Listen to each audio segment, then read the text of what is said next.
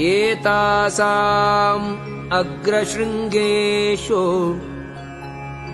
इन्द्राविष्णु स्वयं स्थितौ शिरो ब्रह्मा गुरुस्कन्धे ललाटे वृषभध्वजः कर्णयोरश्विनौ देवौ चक्षुषोः शशिभास्करौ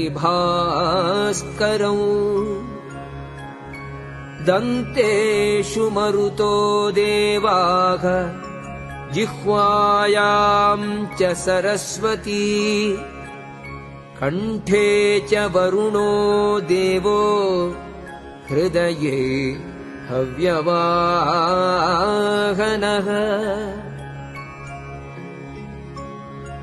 उदरे पृथिवी देवी सशैलवनकानना